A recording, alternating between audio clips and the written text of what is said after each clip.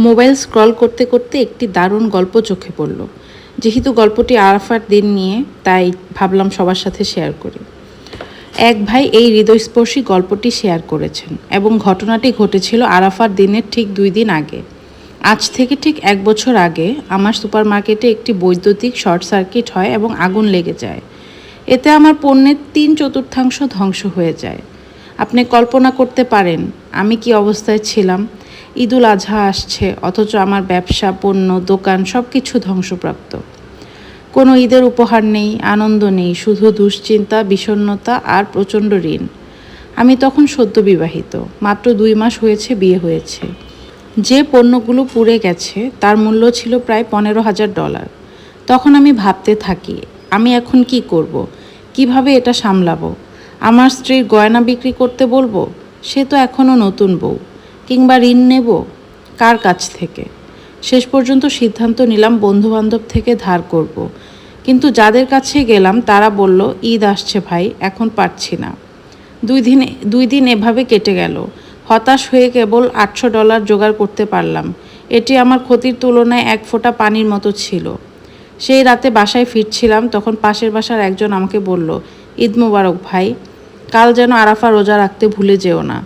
আমি মনে মনে বললাম, এখন রোজার কথা বলছো, দয়া করে আমাকে একা থাকতে দাও। আমার স্ত্রী মন ভালো করার জন্য হাঁটতে যাওয়ার প্রস্তাব দিল। আমরা বের হলাম, কিন্তু আমি এতটাই চিন্তায় ডুবেছিলাম যে কিছুই উপভোগ করতে পারছিলাম না। বাসায় ফিরে সে বলল, চলো সেহরির জন্য প্রস্তুতি নেই, ভোর হয়ে আসছে। আমি বললাম, সেহরি? আমি তো ভুলেই গেছি আগামীকাল আরাফার দিন। তুমি আর আমি যেন 2 ভিন্ন জগতে বাস করছি। এখন সেহরি, এখন রোজা। সে মৃদুভাবে বলল, আল্লাহ আমাদের জন্য এটা নির্ধারণ করেছেন, তিনি আমাদের ছেড়ে দেবেন না, কিন্তু আমাদের রোজা রাখা উচিত। তার অনুরোধে রোজার নিয়ত করলাম। সন্ধ্যার পর সে বলল, তোমার রবের কাছে দোয়া করো। আমি বললাম, কি দোয়া করব? সে বলল, যা চাও তাই দোয়া করো। আমি বললাম, $15,000 চাওয়া কি সম্ভব? আকাশ থেকে টাকা পড়ে আসবে? সে বলল, যিনি আকাশ সৃষ্টি করেছেন তিনি সব কিছু করতে পারেন। সে নামাজে দাঁড়ালো, দোয়া করলো। আমিও দোয়া করলাম, যদিও মন জুড়ে শুধু $15,000ই ঘুরপাক খাচ্ছিল। মাগরিবের পর এক বন্ধু ফোন করলো, বলল, ক্যাফেতে আসো, জরুরি কথা আছে। গেলাম। সে বলল, ভাই, একটা সুযোগ আছে, তুমি ছাড়া আমি আর কাউকে ভাবতে পারছি না। আমার এক বন্ধু সম্প্রতি টাকা পেয়েছে, ব্যবসায় বিনিয়োগ করতে চাচ্ছে। তুমি কি অংশীদার হবে? আল্লাহু আকবার। সে ব্যক্তি এলো, বলল, আমার কাছে $30,000 আছে, বিনিয়োগ করতে চাই। আমি বললাম, আমার দোকানে নতুন মাল আনতে $15,000 লাগবে, বাকি $15,000 দোকান সংস্কারে লাগবে। আপনি চাইলে অর্ধেক অংশীদার হতে পারেন। সব ঠিক হলো। ঈদের পর সুপার মার্কেটে আবার খুলে দিলাম। আনন্দে মন ভরে উঠল। ওহ, আর আমি একটি বিষয় বলতে ভুলে গেছি। দোকানে আগুন লাগার 1 সপ্তাহ আগে আমার মার ক্যান্সারের সন্দেহে টেস্ট হয়েছিল। রিপোর্ট পাওয়ার কথা ছিল আরাফার দিন। রিপোর্ট এলো, ক্যান্সার নেই। মা সম্পূর্ণ সুস্থ। মা আনন্দে সারাদিন কেঁদেছেন, শুকরিয়া জানিয়েছেন আল্লাহর কাছে। দোকানও খুলে গেল, মা সুস্থ হলেন। এমন সময় আমার স্ত্রী আমাকে ফোন করে জানালো সে গর্ভবতী। সে এলো। এখন বুঝছো আরাফার রোজা ও দোয়ার শক্তি? আমি মনে মনে বললাম, সুবহান আল্লাহ। কিছুদিন আগেও মনে হচ্ছিল পৃথিবীটা ভেঙে পড়েছে।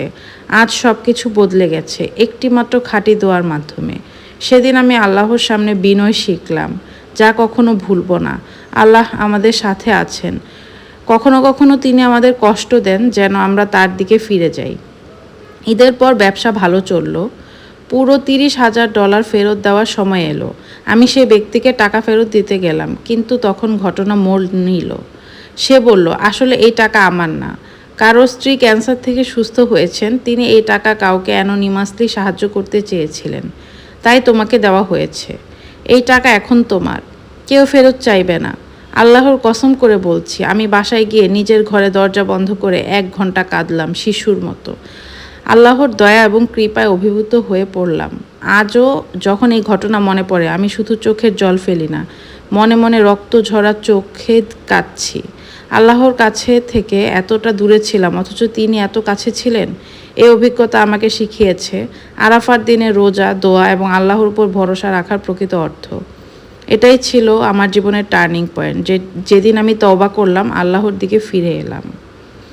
আমাদের সামনে কিন্তু আরাফার দিন আসছে, তো আমরা সবাই যে যার মতো সবার মনের ইচ্ছাগুলো আল্লাহর কাছে বলতে পারি। আসলে মনের ইচ্ছা পূরণ করার মালিক তো একমাত্র তিনি চাইলে 1 সেকেন্ড লাগবে আমাদের জীবন বদলে যেতে। আমাদের সবার আসলে এখান থেকে শিক্ষা নেওয়া উচিত। যারা গল্পটা এখন পর্যন্ত শুনছেন, আপনারা সবাই সবার জন্য দোয়া করবেন।